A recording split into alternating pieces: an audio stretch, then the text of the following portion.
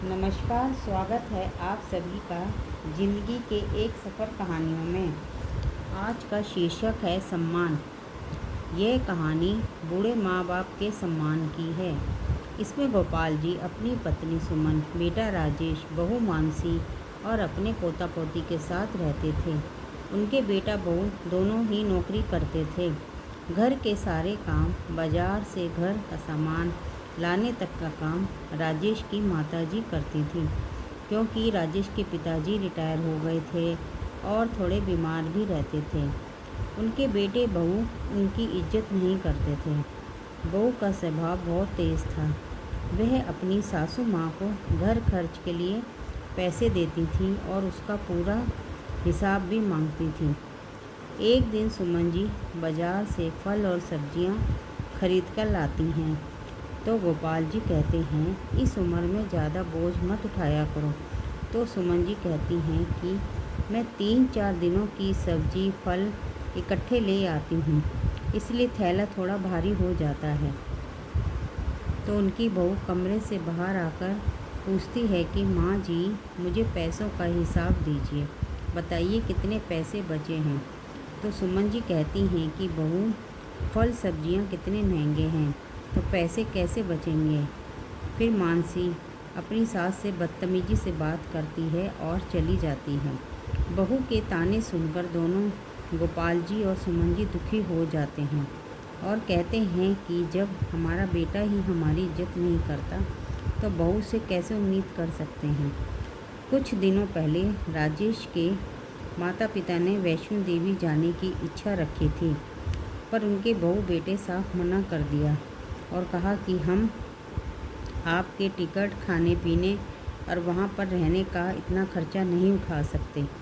गोपाल जी और सुमन जी उदास हो जाते हैं और कहते हैं कि जिस बेटे के लिए हमने अपनी सारी जमा पूंजी लगा दी, आज उसके पास हमारे लिए रुपए तक नहीं हैं।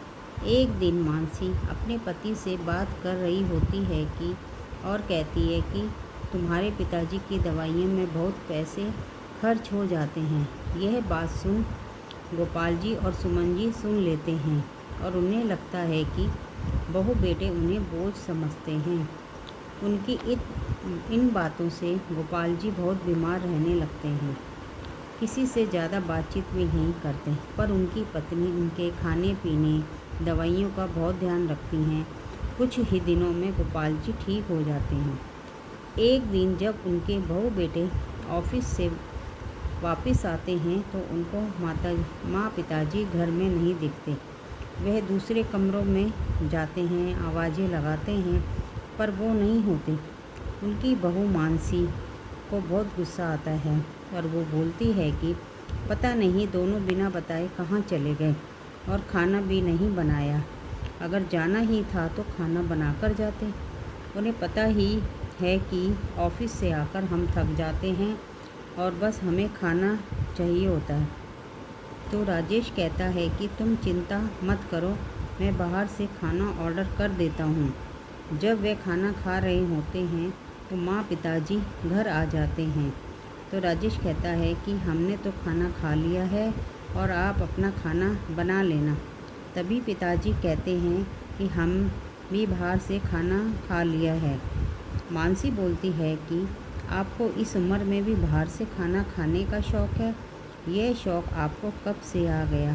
पहले तो आप बाहर का खाना नहीं खाते थे। तभी गोपाल जी बोले कि इच्छाएं तो सभी के मन में होती हैं। बूढ़े हो जाने का मतलब यह नहीं होता कि हम अपनी इच्छाओं को दबा दें।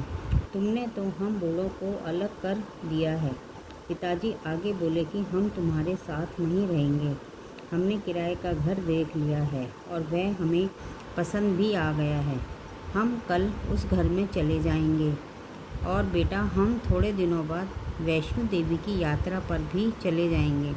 मेरे रिटायर होने के बाद जो पैसे मुझे मिले थे वो मेरे बैंक में ही हैं। मैं उन पैसों को तुम्हारे नाम करना चाहता था, लेकिन तुम दोनों का व्यवहार देखकर मैंने अपना मन बदल लिया है। मेरे पास इतने पैसे हैं कि बैंक में हम दोनों अपना बुढ़ापा आसानी से काट सकते हैं। तुम दोनों ने तो हमें फल सब्जियों का भी मोहताज बना दिया था। बहू हमें इतने ताने देती है, हमसे हिसाब मांगती है। तुम्हारी माँ इस घर के लिए ही तो सामान लाती है, कोई सहन शक्ति की भी सीमा होती है। इसीलिए हमने अलग होने का फैसला कर लिया है।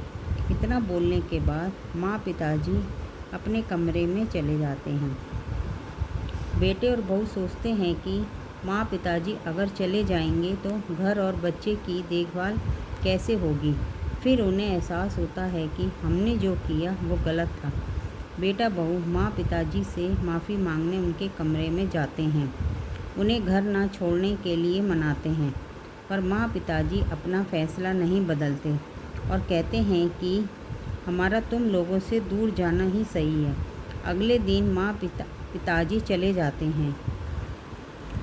दोस्तों, इस कहानी से हमें शिक्षा मिलती है कि हमें अपने घर के बुज़ुर्गों को इतना कठोर निर्णय लेने के लिए मजबूर ना करें, क्योंकि अगर हम उन्हें प्यार और सम्मान देंगे तो बदले में वे लोग भी हमको दुगना प्यार और सम्मान देंगे। कृपया करके इस चैनल को सब्सक्राइब करें, लाइक करें और ज़्यादा से ज़्यादा शेयर करें। धन्यवाद।